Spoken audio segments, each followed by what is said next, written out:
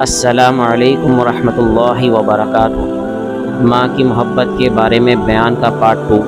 حضرت سلیمان علیہ السلام کے زمانے میں دو عورتیں تھیں، چھوٹے چھوٹے ایک جیسے بچے اٹھائے ہوئی تھی۔ جنگل میں جا رہی تھی کہ ایک بھیڑیا آیا اور اس نے اس میں سے ایک عورت کے بچے کو چھین لیا اور بھاگ گیا۔ تھوڑی دیر کے بعد اس عورت کے دل میں خیال آیا کہ یہ دوسری عورت کا بچہ لے لوں۔ اس نے جھگڑنا شروع کر دیا۔ معاملہ حضرت سلیمان علیہ السلام تک پہنچا۔ دونوں اپنے حق جتلاتی تھی۔ وہ کہتی تھی کہ اس کے بچے کو بھیڑیا لے گیا۔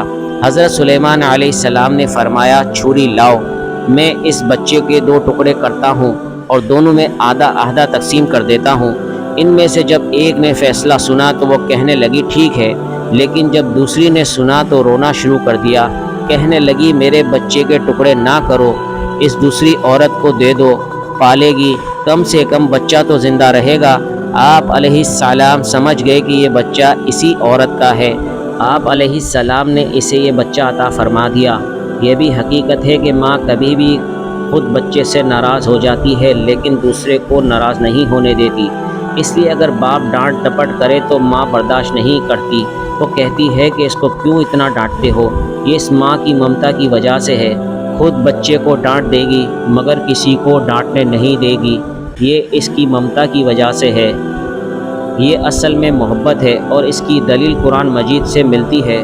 جتنی ساری مخلوق کے اندر محبتیں ہیں، انسانوں کو، حیوانوں کو، چرندوں کو، پرندوں کو، مچھلیوں کو، کیڑوں کو، مکوڑوں کو، سب کی محبتوں کو جمع کیا جائے تو یہ سب مل کر بھی اللہ رب العزت کی رحمت کے 70ویں حصے کا نیم و بدل نہیں بن سکتی۔ اللہ کی رحمت اور محبت کا کیا کہنا۔ نبی کریم صلی اللہ علیہ وسلم کے زمانے میں ایک قافلے کے اندر ایک عورت پریشان گھوم رہی تھی۔ اپنے سر پر دوپٹے کا ہوش بھی نہ تھا۔ اس کا بیٹا گم ہو گیا تھا۔ وہ بھاگی پھر رہی تھی، لوگوں سے پوچھتی تھی کہ کسی نے میرے بیٹے کو دیکھا ہے تو مجھے بتا دے۔ یہ منظر بھی عجیب ہوتا ہے کہ ماں کا جگر کا گوشہ اس سے جدا ہو جائے۔ اس پر کیا گزرتی ہے، اس کا دل مچھلی کی طرح تڑپ رہا ہوتا ہے۔ الفاظ میں بیان نہیں کر سکتے کہ اس پر کیا مصیبت گزر رہی ہوتی ہے۔ اس کی آنکھیں تلاش کر رہی ہوتی ہیں کہ میرا بیٹا مجھے نظر آ جائے۔ نبی کریم صلی اللہ علیہ وسلم نے صحابہ کرام رضی اللہ عنہ سے پوچھا، یہ ماں اپنے بیٹے کی وجہ سے اتنی پریشان ہے، اگر اسے بیٹا مل جائے تو کیا یہ اس کو آگ میں ڈال دے گی؟ صحابہ کرام رضی اللہ عنہم نے کہا، اے اللہ کے نبی صلی اللہ علیہ وسلم، کبھی بھی نہیں ڈالے گی، اتنی محبت ہے اس کو بچے سے تو یہ گوارا نہیں کرے گی۔ نبی کریم صلی اللہ علیہ وسلم نے فرمایا، جس طرح ماں اپنے بچے کو آگ میں ڈالنا گوارا نہیں کرتی، اسی طرح اللہ رب العزت بھی مومن بندے کو آگ میں ڈالنا گوارا نہیں کرتے۔